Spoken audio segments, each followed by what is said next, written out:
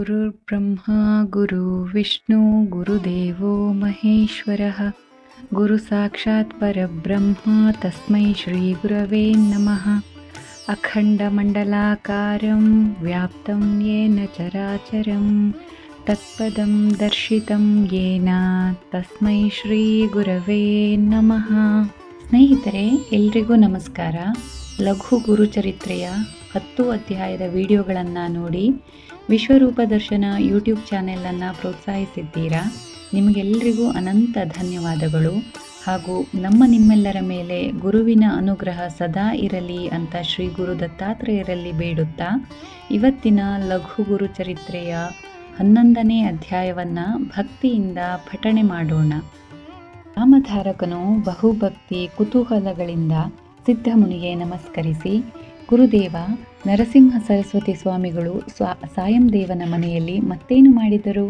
ನಾನು ಅವರ ಪುಣ್ಯಚರಿತ್ರೆಯನ್ನು ಸಂಪೂರ್ಣವಾಗಿ ಕೇಳುವುದಕ್ಕೆ ಉತ್ಸುಕನಾಗಿದ್ದೇನೆ ಎಂದು ವಿನಂತಿಸಿಕೊಳ್ಳಲು ಸಿದ್ಧಮುನಿಯು, ನಾಮಧಾರಕನೇ ಕೇಳು. ಅಂದು ಸಾಯಂದೇವನು ತನ್ನ ಮನೆಯಲ್ಲಿ ವಿಚಿತ್ರ ವೈಭವ ಭಕ್ತಿಗಳೊಂದಿಗೆ ಗುರುಪೂಜೆ ಮಾಡಿದ್ದನು. ಅದರಿಂದ ಗುರುಗಳು ಆತನ ಮೇಲೆ ಸಂಪ್ರೀತರಾಗಿದ್ದರು.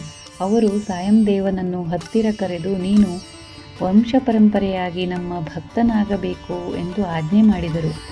ಸಾಯಂದೇವನು ಗುರುವಾಣಿಯನ್ನು ಕೇಳಿ ಬಹಳೇ ಸಂತುಷ್ಟನಾದನು. ಗುರುಗಳನ್ನು ಪರಿಪರಿಯಿಂದ ಸ್ತುತಿಸಿ ಜಯ ಜಯಕಾರ ಮಾಡಿದನು. ಗುರುವೇ, ನೀನು ನನ್ನ ವಂಶವನ್ನು ಉದ್ಧರಿಸುವುದಕ್ಕಾಗಿ ಅವತರಿಸಿ ಬಂದ ನಾರಾಯಣನಾಗಿರುವೆ. ದಯವಿಟ್ಟು ನನ್ನ ವಂಶದ ಮುಂದಿನ ಪೀಳಿಗೆಯವರಿಗೂ ನಿನ್ನ ಮೇಲೆ ಅಪಾರ ಭಕ್ತಿ ಹುಟ್ಟುವಂತೆ ನೀನೇ ಅನುಗ್ರಹಿಸು. ನೀನು ನರರೂಪದಲ್ಲಿದ್ದರೂ ವಿಶ್ವವ್ಯಾಪಿಯಾಗಿರುವೆ. ವೇದಗಳು ಸಹಿತ ನಿನ್ನ ಮಹಿಮೆಯನ್ನು ತಿಳಿಯದಾಗಿವೆ. ನಾನಂತೂ ಪಾಮರನು. ಹೊಟ್ಟೆಯ ಪಾಡಿಗಾಗಿ ಯವನ ದೊರೆಗೆ ಸೇವಕನಾದವನು. ಆ ಯವನಾದರೂ ಬಹುದುಷ್ಟನಾಗಿದ್ದಾನೆ. ಆತನು ಪ್ರತಿ ವರ್ಷ ಒಬ್ಬ ಬ್ರಾಹ್ಮಣನನ್ನು ಯಾವುದಾದರೊಂದು ಕುಂಟು ನೆಪ ಮುಂದೆ ಮಾಡಿ ಕೊಲ್ಲಿಸಿ ಬಿಡುತ್ತಾನೆ. ಇದು ಅವನಿಗೊಂದು ಚಟವಾಗಿದೆ. ಈಗ ಆ ದುಷ್ಟನು ನನ್ನನ್ನು ಕರೆತರಬೇಕೆಂದು ತನ್ನ ಸೇವಕರ ಸಂಗಡ ಪತ್ರ ಕೊಟ್ಟು ಕಳಿಸಿದ್ದಾನೆ. ಬಹುಶಃ ಆತನು ಈ ಸಲ ನನ್ನನ್ನು ಕೊಲ್ಲಿಸಬಹುದೆಂಬ ಸಂಶಯ ನನಗಿದೆ. ಏನಾದರಾಗಲಿ, ಅಂತ್ಯಕಾಲದಲ್ಲಿ ನಾರಾಯಣ ಸ್ವರೂಪಿಯಾದ ನಿನ್ನ ದರ್ಶನವಾಯಿತೆಂದ ಮೇಲೆ ಇನ್ನು ನಾನು ಸಾಯುವುದಕ್ಕೂ ಅಂಜುವುದಿಲ್ಲ. ಒಟ್ಟಾರೆ ನನ್ನ ವಂಶದವರ ಮೇಲೆ ಸದಾ ನಿನ್ನ ಕೃಪಾ ದೃಷ್ಟಿ ಇರಲಿ ಎಂದು ನುಡಿಯುತ್ತಾ ಸಾಷ್ಟಾಂಗ ನಮಸ್ಕಾರ ಮಾಡಿದನು. ಗುರುಗಳು ಆತನನ್ನು ಪ್ರೀತಿಯಿಂದ ಮೈದಡವಿ ಮೇಲೆಬ್ಬಿಸಿದರು ಮತ್ತು ಆತನ ತಲೆಯ ಮೇಲೆ ವರದ ಹಸ್ತವನ್ನಿಟ್ಟು, ಸಾಯಂದೇವ, ನೀನೇನು ಚಿಂತಿಸಬೇಡ. ನೀನು ಧೈರ್ಯವಾಗಿ ಹೋಗಿ ಆ ಯವನನ್ನು ಭೆಟ್ಟಿಯಾಗು. ನಿನ್ನ ರಕ್ಷಣೆಯ ಭಾರ ನಮಗಿರಲಿ. ಆ ಯವನು ನಿನ್ನನ್ನು ತಾನಾಗಿಯೇ ನಮ್ಮ ಕಡೆಗೆ ಕಳಿಸಿಕೊಡುತ್ತಾನೆ. ಧೈರ್ಯವಾಗಿ ಹೋಗು. ನೀನು ತಿರುಗಿ ಬರುವವರೆಗೂ ನಾವು ನಿಮ್ಮ ಮನೆಯಲ್ಲಿಯೇ ಇರುತ್ತೇವೆ ಎಂದು ಆಶೀರ್ವದಿಸಿ ಕಳಿಸಿದರು. ಸಾಯಂದೇವನು ಗುರುವಿನಾಜ್ಞೆಯಂತೆ ಹೋಗಿ ಯವನ ದೊರೆಯನ್ನು ಭೇಟಿಯಾದರು. ಯವನ ರಾಜನು ಸಾಯಂದೇವನನ್ನು ನೋಡಿದೊಡನೆಯೇ ಕಿಡಿಕಿಡಿಯಾದನು. ಹಲ್ಲು ಕಡಿಯುತ್ತಾ ಎದ್ದು ತನ್ನ ಮನೆಯ ಒಳಗಡೆಗೆ ಹೋದನು. ಮುಂದೇನಾಗುವುದೋ ಎಂಬ ಭಯದಿಂದ ಸಾಯಂದೇವನು ಮನಸ್ಸಿನಲ್ಲಿಯೇ ಗುರುನಾಮ ಸ್ಮರಣೆ ಮಾಡತೊಡಗಿದನು. ಮನೆಯೊಳಗೆ ಪ್ರವೇಶಿಸಿದ ಯವನ ದೊರೆಗೆ ತಕ್ಷಣವೇ ಗಾಢವಾದ ನಿದ್ರೆ ಆವರಿಸಿತು. ನಿದ್ರೆಯಲ್ಲಿ ಅವನು ಸ್ವಪ್ನ ಕಂಡನು. ಸ್ವಪ್ನದಲ್ಲಿ ತ್ರಿಶೂಲಧಾರಿಗಳಾದ ಗುರುಗಳು ಆತನ ಎದೆಯ ಮೇಲೆ ಕುಳಿತು, ದುಷ್ಟ ದೊರೆಯೇ, ನೀನು ನನ್ನ ಪರಮ ಶಿಷ್ಯನಾದ ಸಾಯಂದೇವನಿಗೆ ಹಿಂಸೆ ನೀಡುವೆಯಾ? ನೀನು ಅವನನ್ನು ಮರ್ಯಾದೆಯಿಂದ ಗೌರವಿಸಿ ನನ್ನ ಹತ್ತಿರ ಕಳಿಸಿಕೊಡದಿದ್ದರೆ ನಿನ್ನ ಪ್ರಾಣವನ್ನೇ ತೆಗೆದು ಬಿಡುವೆ ಎಂದು ನುಡಿಯುತ್ತಾ ತ್ರಿಶೂಲದಿಂದ ಮೈಗೆಲ್ಲ ತಿವಿಯತೊಡಗಿದರು.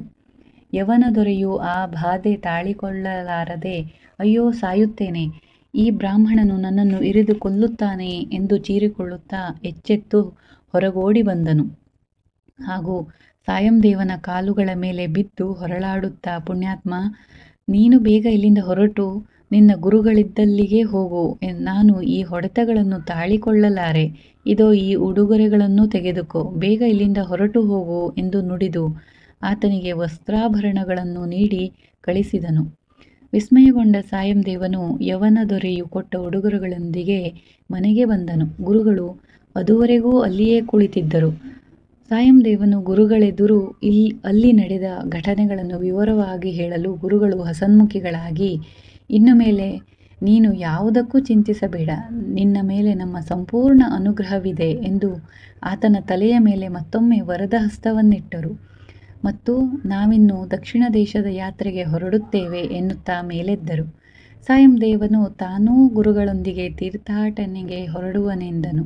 ಆದರೆ ಗುರುಗಳು ಅದಕ್ಕೆ ಸಮ್ಮತಿಸಲಿಲ್ಲ. ಸಾಯಂದೇವ, ನಿನಗಿನ್ನು ಯವನ ದೊರೆಯಿಂದ ಯಾವ ತೊಂದರೆಯೂ ಬರಲಾರದು. ನೀನಿಲ್ಲಿ ನಿಶ್ಚಿಂತೆಯಿಂದ ಕಾಲ ಕಳೆ. ಇನ್ನು 15 ವರ್ಷಗಳ ಮೇಲೆ ನಾವು ನಿನಗೆ ಪುನಃ ದರ್ಶನ ನೀಡುತ್ತೇನೆ. ನಾವು ನಿಮ್ಮ ಕಡಗಂಚಿ ಗ್ರಾಮಕ್ಕೆ ಸಮೀಪದಲ್ಲಿರುವ ಅಲ್ಲಿಯೇ ವಾಸವಾಗುತ್ತೇವೆ.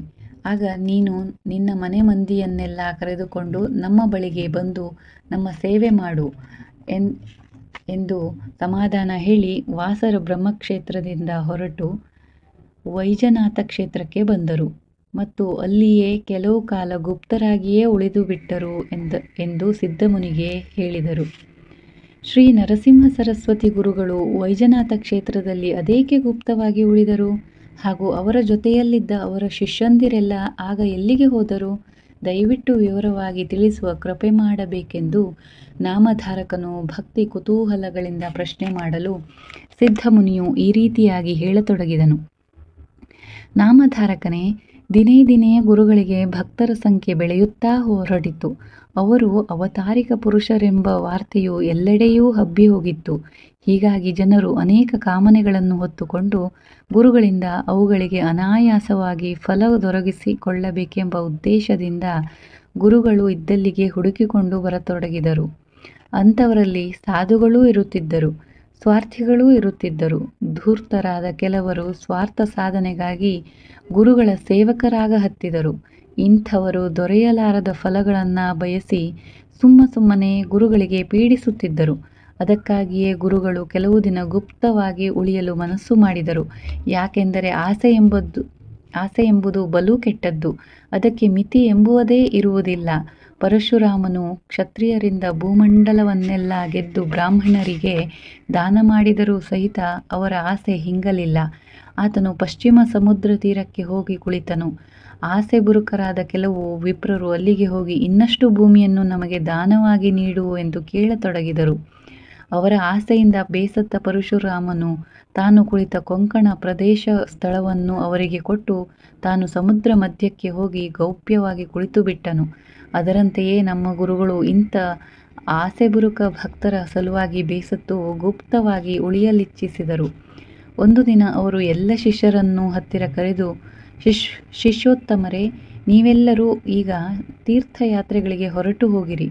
ಭರತ ವರ್ಷದ ವಿವಿಧ ಕ್ಷೇತ್ರಗಳನ್ನು ಸಂದರ್ಶಿಸಿ ಅಲ್ಲಿಯ ಮಹಿಮೆ ತಿಳಿದುಕೊಳ್ಳಿರಿ.